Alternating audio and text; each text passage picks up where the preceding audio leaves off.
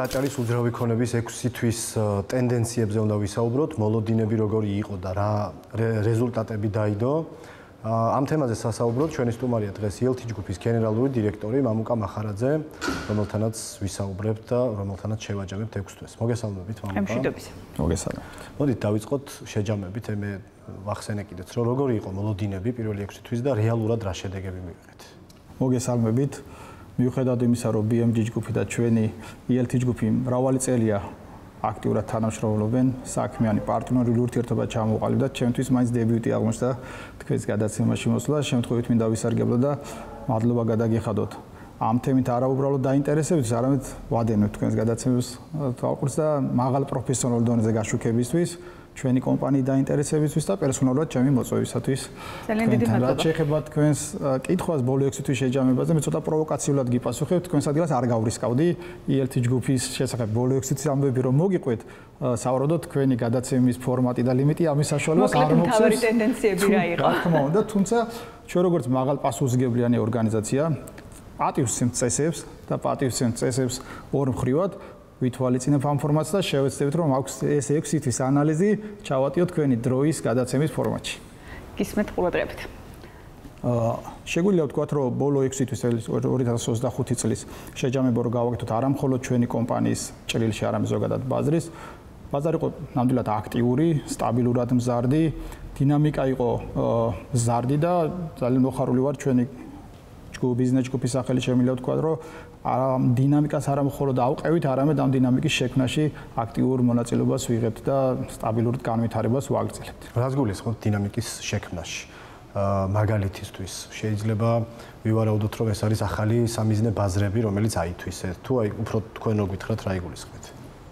თან კი და თან ყველაფერს, უფრო მეცაც. ხშირად არის რომ ამ ბაზარზე როდესაც ჩვენ საქმიანობთ, ორმხრივად გვიწევს მოთხოვნა მიწოდებაზე ზრუნვა. არის ხშირად რომ ჩვენ თვითონ ვასტიმულირებთ მოთხოვნას ქმნით მიწოდებით.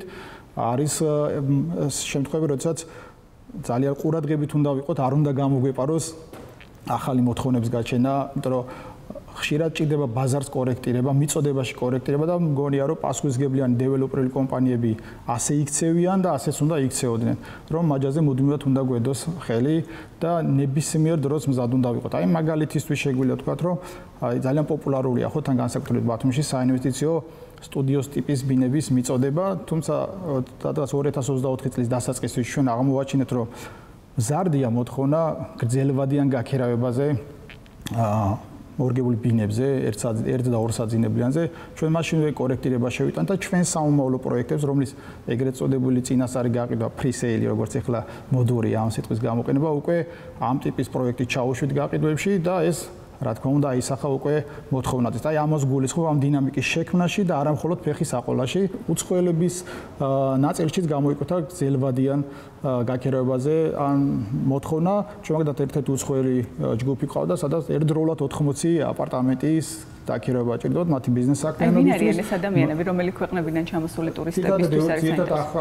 ევროპის ქვეყნებიდან, ახლომსწავლოს ევროპის ქვეყნებიდან იყო მოთხოვნა. მე ვერ გეტყვი რა რამოდენიმე წლით აპირებდნენ, მაგრამ რადგან ჩვენ პროდუქტი იმ დროისაც ბაზარზე არ გქონდა, ეს მივიღეთ როგორც ნიშანი, ინდიკატორი ერთგვარი ბაზარში და ჩვენ ყისიერად გადავწყვეტ. ზოგადად ბიზნესის გადარჩენის და განვითარების არსიც ხო ეგ არის. სწრაფად რეაგირებდნენ მოთხოვნას, ახალგაჩენილ მოთხოვნას. ის რაც იყო დარჩა და პლუს კიდევ ახალი მოთხოვნა გაჩნდა. ახალი მოთხოვნა გაჩნდა. ხომ არ არის რაიმე მოლოდინები კიდევ ან ამ 6 თვეში ხო არ გამოიკვეთა რომ მაგალითად აი 80 კაციან ჯგუფზე როცა საუბრობდით, რომ ბიზნეს ტურიზმის კუთხითაც რაღაცა კიდევ დიდი ნაბიჯებია უკვე გადადგმული და ამ ხრივაც ბევრი რაღაცები ხდება. რაც შეიძლება გამოიხატოს მათ შორის პროექტების კორექტირებებშიც და შეიძლება გაჩნდეს საკონფერენციო სივრცეები და ასე შემდეგ და ასე შემდეგ.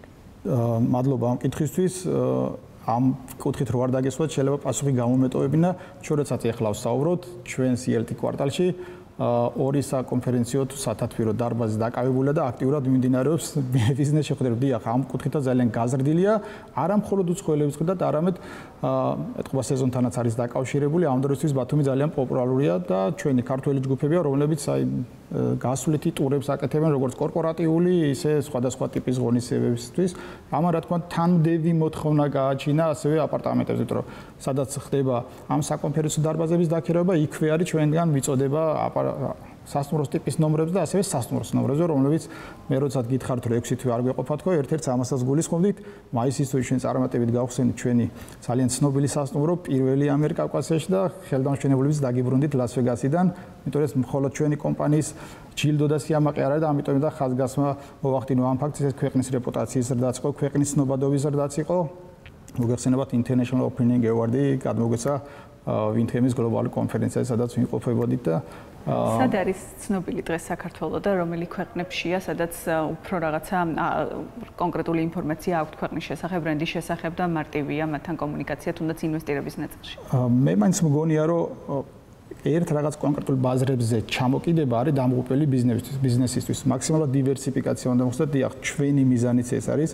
იმიტომ რომ ზოგჯერ თითქოს ესე განიხილება, რომ ერთი რომელიღაცა მყიდველი ერთჯერადი აქტი არ არის. მას რეფერალური შედეგის უკან გვიბრუნდება და მაქსიმალურად ვცდილობთ ახალი ბაზრების გარღვევას. აი თუნდაც გალფის ქვეყნები, ინდოეთი ძალიან გააქტიურდა ამ ბოლო დროს და ვცდილობთ, რომ ჩვენი ეს გაყიდვები არ იყოს ერთჯერადი ეფექტის. შეიძლება ესე დავსვათ კითხვა, რომ ძალიან მარტივია სტუდიოს ტიპის ბინების გაყიდვა და მოკლევადიანი ეფექტი ნამდვილად აქვს და ბიზნესი მოგებაზია ორიენტირებული, ჩვენ არა ვართ საქველმოქმედო ორგანიზაცია და მესმის, მაგრამ აქ არის ერთი დიდი მაგრამ, რომელსაც ხალხი შეიძლება გაუსვათ. გრძელვადიანი და სწორი მოლოდინების შექმნა და მართვა.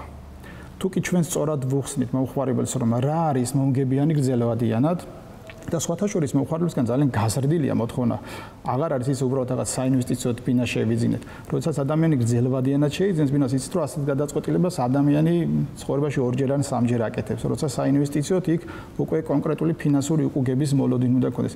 ამიტომ ზუსტად ჩვენ ამ სწორ შეთავაზებას ვუკეთებთ, სწორ ბიზნეს გეგმას ვთავაზობთ და არა მხოლოდ ის მოდი ერთჯერადად მივყიდოთ რაღაც. იმიტომ რომ ეს არ არის ჩვენი მხრიდან, ეს არ მინდა იქნა საქმული მაყურებლის მხრიდან, თითქოს ჩვენ რაღაც საქველმოქმედო აქტს ჩავდივართ. რა თქმა უნდა, გრძელვადიან გათვლებში ეს უკუგებას ზრდის ჩვენთვისაც და სანდოობას, რა თქმა უნდა, თქვენ რაც ვზანეთ, ნებისმიერ იმ ბაზარზე სადაც შევდივართ და იმ დანაპირებს და მოლოდინებს ვუსრულებთ, მომგებიანობაც იზრდება არაერთჯერადად, იმიტომ რომ მე მაინც მგონია, რომ დეველოპმენტში ყოველთვის ასე არ არის, რომ 6 თვიან ან 3 თვიან მონაკვეთში გაყიდული კვადრატული მეტრობით იზომება მომგებიანობა იზომება გრძელვადიანად. გეთანხმებით, იყო რაღაც პერიოდი, როდესაც აჟიოტაჟური მოთხოვნა, ან შოკური, ესე თქვა, შოკური ყოველთვის არ ნიშნავს, იყო ეს აჟიოტაჟური მოთხოვნა და ეკონომიკაში ამას ვეძახით ბაზრის სტაბილიზაციას, ან გაგრილებას, როგორც გინებავთ, ესე დავარქვათ. და ჩვენ უნდა შევადაროთ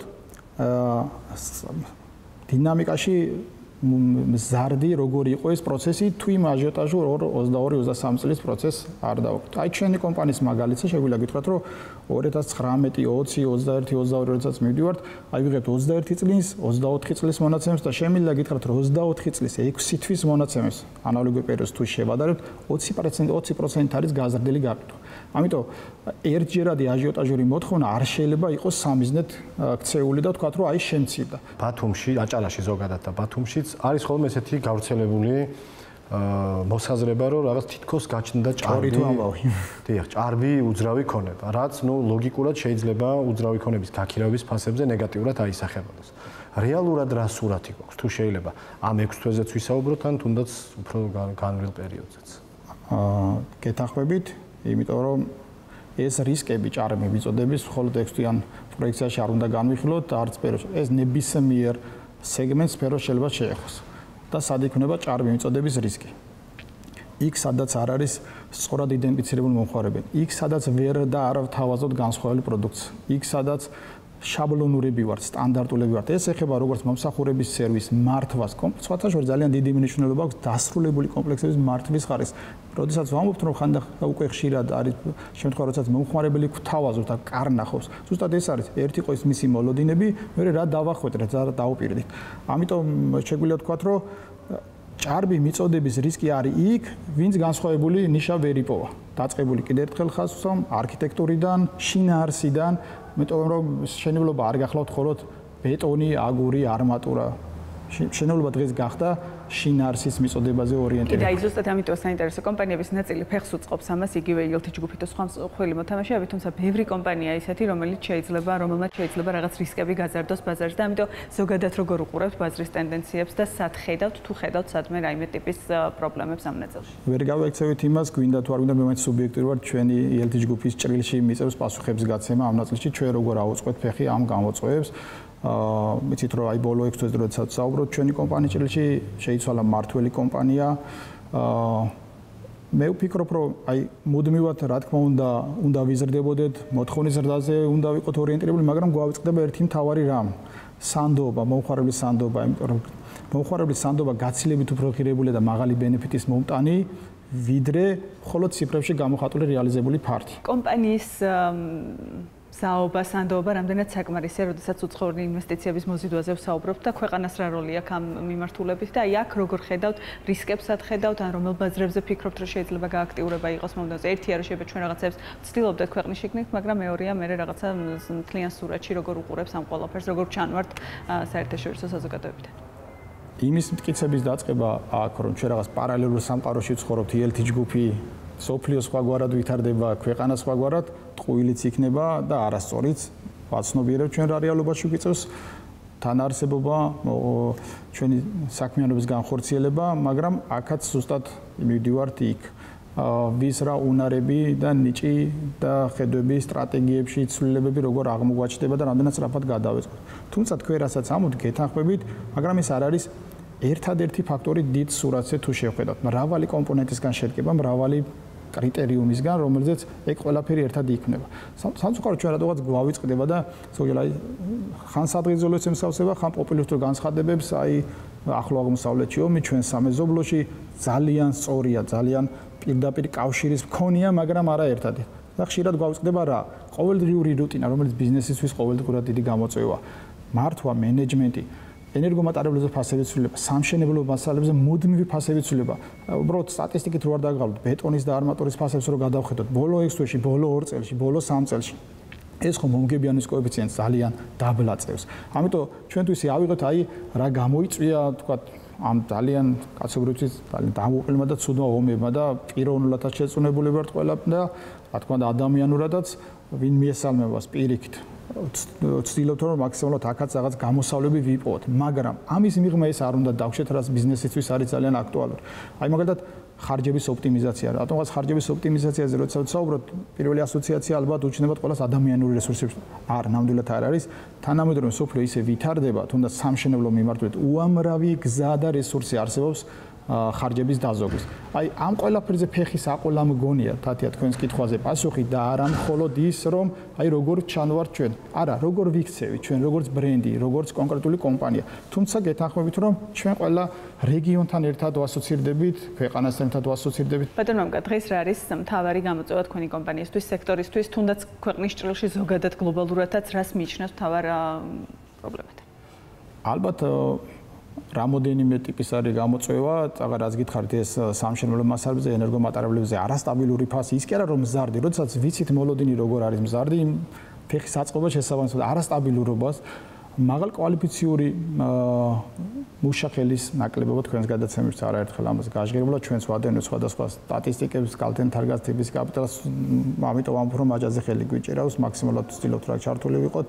კურსის ცვლილებაც კი ჩვენი კომპანია მოგეხსენებათ წაღან ვახსენდ ორი ევროპული ქვეყანა, ასევე სამშენებლო მასალების იმპორტიორია ევროპის კავშირის ქვეყნებიდან, თუნდაც აი ევროს კურსის ცვლილება პირდაპირ ჩვენზეც აისახება. ანუ თქვენ რა კითხვას დასვით, გამოწვევების წება უამრავი და ასევე გამოწვევა ძალიან მაღალი ხარისხის მართვის კომპანიის არსებობა, გამჭვირვალობა, ეკოლოგიურობა. თქვენ არიცით რომ შეიცვალოთ რამდენად გაზრდილია მოხმარებელი და რა იყო 3 წლის წინ ან 2 წლის წინ და რა მოთხოვნებს აყენებს ან რა მოთხოვნების ჩამოყალიბებას ჩვენ ვუწყობთ ხელს, იმიტომ რომ ვფიქრობთ რომ აქ არის ზუსტად გადარჩენა. ფასებზე მინდა რომ მკითხოთ, რადგან ახსენეთ რომ ძვირდება და არ არის სტაბილურობა ამ ნაწილშიც, უნდა იყოს თუ არა, მქონდეს თუ არა მოლოდინი მომხმარებელს ფასის მომავალშიც და აი ამ ნაწილში ფასებს როგორ უყურებთ? ჭარბი მიწოდების ფონზე ხო არ შეიძლება რაიმე ფორმით ფასებმა დაბლა დაიწყოს წამოსვლა? კი, აი აქედან დავიწყებ, იმიტომ რომ მომხმარებელს უფრო ისაინტერესებს, აი ბაზარი ხო არ გაჯერდა, ფასების კლებას უნდა ველოდო თუ არა. ახალაშენებულ კომპლექსებში დაფიქსირდა 10%-იანი ფასის ზრდა. ფასების შემცირების ლიმიტი და ლუფტი შეუძლებელია, რომ იყოს შემცირებული არსებული რეალობიდან გამომდინარე.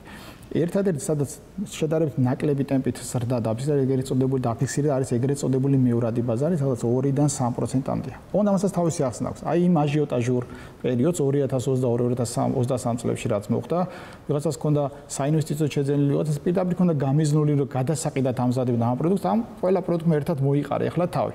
მაგრამ თქვენ მაშინ კითხვა შეიძლება ავტომატურად დაგიჩნდეთ, რის ხარჯი იზრდება ეს ახალაშენებულებში 10% თუ ის უკვე დასრულებული არსებობს. აი ზუსტად იმ მომხმარებელთა ქცევისა და მოთხოვნის ცვლილების ხარჯი.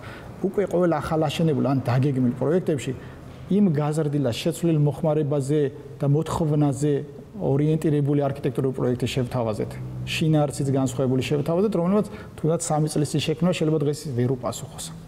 და ბოლოსკენ რო წავიდეთ, მიმდინარე წელს რა არის ინვესტიცია, რაც ELT ჯგუფმა განახორციელა და გეგმები როგორია, ვიცით რომ რამდენიმე პროექტის დაწყებას გეგმავთ და ამ ნაწილში რამდენად კარგი დროა ახლა ახალი ინვესტიციების განხორციელებისთვის.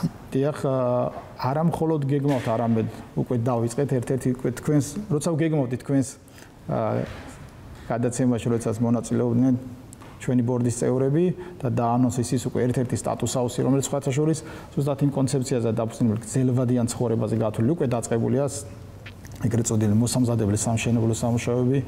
სანამ თქვენთან მოვდიოდი, გზაში ძალიან კარგი ზარი შემოვიდა, რომ დავკონტრაქტით ისევ ჩვენს პარტნიორ კომპანიასთან, Barcelo ჯგუფთან, მისი ერთ-ერთი სხვა ბრენდის სახელით უკვე ქალაქ შეემატება ახალი ბრენდული სასტუმრო, ისევ ჩვენივე კვარტალში როგორც მეორე პროექტი და ეს იქნება კიდევ გაგრძელება კახეთის ძალიან ჩვენი გრანდიოზული, ძალიან დიდი 200,000 კვადრატმეტრზე გადაჭიმული განსხვავებული კონცეფციის უნიკალური საქართველოს რეალობაში, რომელიც თამდე იქნება ამის ინვესტიციებს რაც შეეხება 100 მილიონებს აჭარბებს. ძალიან დიდი მადლობა წარმატებები ELT ჯგუფს და დარწმუნებული ვარ სექტემბრიდან ასევე გვექნება შესაძლებლობა ძალიან ბევრ თქვენს სიახლეს მივადევნოთ თვალყური. კიდევ ერთხელ ძალიან დიდი მადლობა თქვენ მოწვევისათვის.